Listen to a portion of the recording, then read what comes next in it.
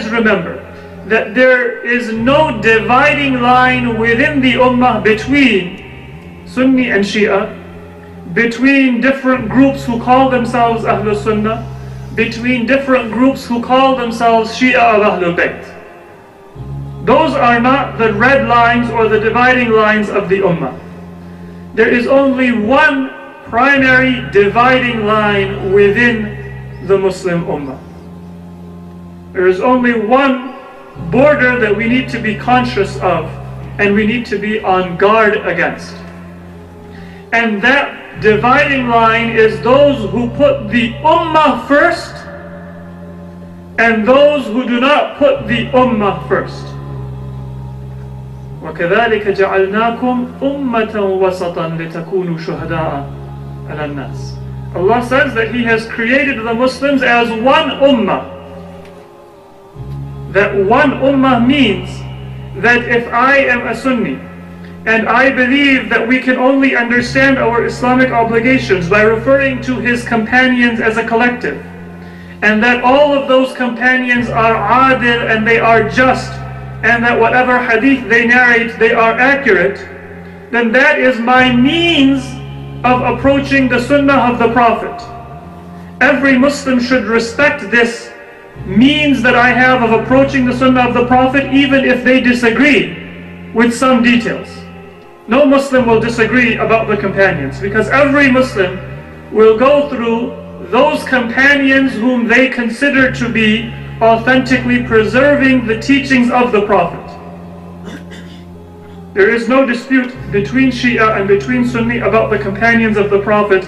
And if you look at Nahj al-Balagha, then you will find praise of Ashabu Muhammad, which you will not be able to find in many other books of hadith or many other sources.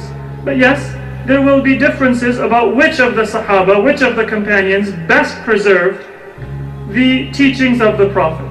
So every Muslim should respect that, and I should also respect if another Muslim says that they have a different means which they consider to be more accurate, more effective in accessing the teachings and the religion of the Prophet of Islam.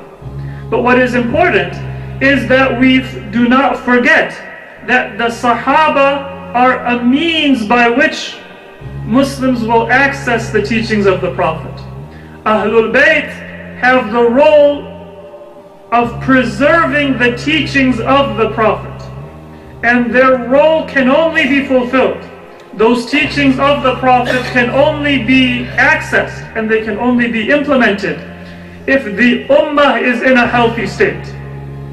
But if two members of the Muslim Ummah can only talk to one another cordially when they are in New York for a UN General Assembly, they can never meet together and talk on their own terms, then neither the teachings preserved by the Sahaba will be honored, nor the teachings preserved by any one of the Sahaba, nor the teachings preserved by Ahlul Bayt will be able to be honored or be able to be implemented. And that is an essential point, that for the health and for the well-being of the Muslim Ummah, the red line and the border is those who have respect for the other members of the Ummah and those who do not have respect for other members of the Ummah.